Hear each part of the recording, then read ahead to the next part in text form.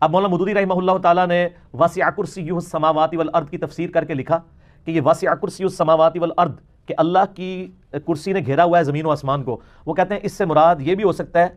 کہ اس کرسی سے مراد اللہ کی بادشاہت ہو، جیسے بادشاہ کی کرسی ہوتی ہے تو اللہ تعالیٰ یہ محاورتاً لفظ استعمال کر رہا ہو کہ اللہ کی بادشاہت زمین و آسمان کو گھیرے ہوئے ہے۔ پھر ساتھ انہوں نے لکھا اس سے مراد یہ بھی ہو سکتا ہے کہ کوئی فزیکل کرسی بھی ایگزسٹ کرتی ہو جو زمین و آسمان پہ پھیلی ہو۔ تو انہوں نے کہا یہ دونوں معاملات ہو سکتے ہیں، یہ متشابہات ہیں، ہم اللہ کے سپرد کرتے ہیں، لیکن سلفی علماء جو ہیں وہ ڈنڈا لے کے ان کے پیچھے پڑ گئے، کس نے تو کرسی کا انکار کر دیا۔ ڈنڈا لے کر پیچھے نہیں پڑے ہیں محترم، بلکہ لوگوں کی یہ عادت ہے کہ جب ان کو ان کی علمی خطا پر آگاہ کیا جاتا ہے تو انہیں ایسا لگتا ہے کہ کوئی میرے پیچھے ڈنڈا لے کر کھڑا ہو گیا ہے۔ جہاں تک رہی بات مودودی صاحب کی کہ کرسی سے مراد یہ بھی ہو سکتا ہے یہ بھی ہو سکتا ہے،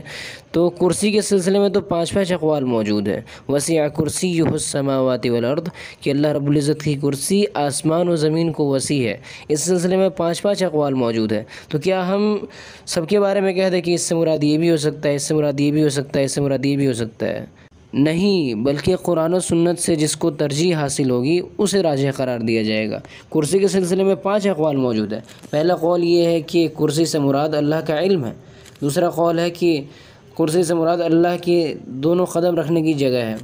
تیسرا قول ہے کہ کرسی سے مراد عرش ہے۔ چوتھا قول ہے کہ کرسی سے اللہ کا ملک اور اس کی سلطنت مراد ہے۔ اور 5واں قول، بعض لوگ تو کچھ زیادہ ہی دور نکل گئے ہیں، انہوں نے کہا کہ کرسی سے مراد 8واں فلک ہے۔ اب سب کے بارے میں یہ بات کہہ دی جائے کہ اس سے مراد یہ بھی ہو سکتا ہے، اس سے مراد یہ بھی ہو سکتا ہے،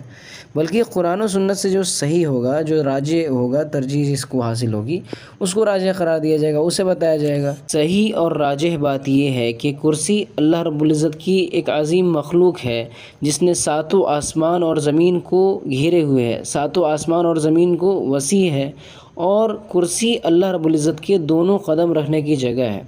اور عرش جو ہے کرسی سے بھی بڑی ہے۔ اور یہی سلف میں سے صحابہ تابعین کا مذہب ہے، اور قرآن و سنت اور اجماع اور عربی لغت سے، جس لغت میں قرآن کریم نازل ہوا ہے، اس سے بھی یہی بات پتہ چلتی ہے۔ اور کرسی کے سلسلے میں باقی کے جو 4 اقوال تھے وہ صحیح نہیں ہیں۔ اسی میں سے ایک قول مودودی کا بھی تھا کہ کرسی سے مراد ملک اور سلطنت ہو سکتی ہے، یعنی کرسی کوئی مانوی چیز ہے، یہ مراد لینا چاہتے تھے وہ، تو یہ بالکل باطل قول ہے۔ باقی اس کے علاوہ جو 3 قول ہے وہ بھی باطل ہے، اور یہ والا قول بھی باطل ہے۔ اس کے باطل ہونے کی دلیل میں دے دیتا ہوں۔ اللہ کے رسول صلی اللہ علیہ وسلم نے ارشاد فرمایا ما السماوات السبع فی الکرسی الا کحلقۃ ملقاۃ بارض فرات کہ 7 آسمان کرسی میں اسی طرح سے ہے جیسے کہ کوئی چھلا زمین کے کسی میدان میں ہو۔ العرش علی الکرسی کفضل تلک الفلات علی تلک الحلقہ اور عرش کی فضیلت کرسی پر اسی طرح سے ہے جیسے کہ میدان کی فضیلت اس حلقے پر، اس چھلے پر ہے۔ اس سے پتہ چلا کہ کرسی کوئی مانوی چیز نہیں ہے بلکہ اس کا ایک وجود ہے، اللہ رب العزت کی وہ ایک مخلوق ہے، عظیم مخلوق ہے جس نے 7 آسمان اور زمین کو احاطے میں لیے ہوئے ہیں۔ تو جب یہ بات ثابت ہو گئی کہ وہ قول باطل ہے تو پھر اس کو اس طرح سے پیش کرنا کہ اس سے یہ بھی مراد ہو سکتی ہے، نہیں، اس سے وہ مراد ہے ہی نہیں، بلکہ وہ قرآن و سنت کے بالکل خلاف ہے وہ قول۔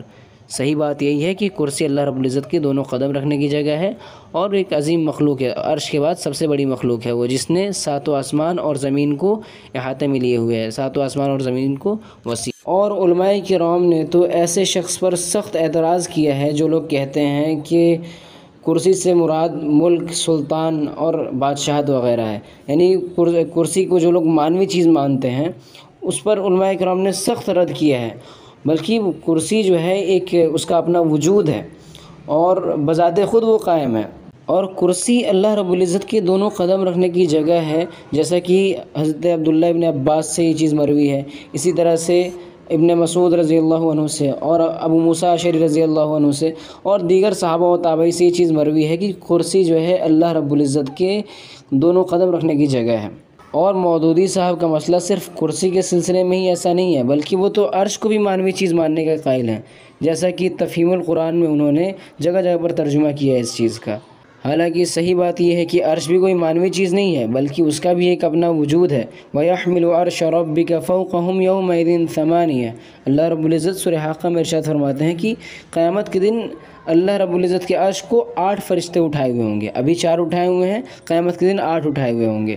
تو اس سے بھی پتہ چلتا ہے کہ عرش کوئی مانوی چیز نہیں ہے، ان سب کا وجود ہے، یہ اللہ رب العزت کی مخلوق ہے۔ لیکن اس طرح کی تفسیر کو یہ بھی ہو سکتا ہے، یہ بھی ہو سکتا ہے، اس طرح سے کہہ کر کے جو قرآن و حدیث سے جو عقیدے ثابت ہیں ان کے سلسلے میں تردد میں ڈالنا یہ مناسب چیز نہیں ہے، بلکہ قرآن و سنت سے ایک چیز جب واضح طریقے سے ثابت ہو رہی ہے تو آپ کو اس پہ ایمان لانا ہے، یہ نہیں کہ یہ بھی ہو سکتا ہے، یہ بھی ہو سکتا ہے، یہ بھی ہو سکتا ہے، ایسا نہیں چلے گا۔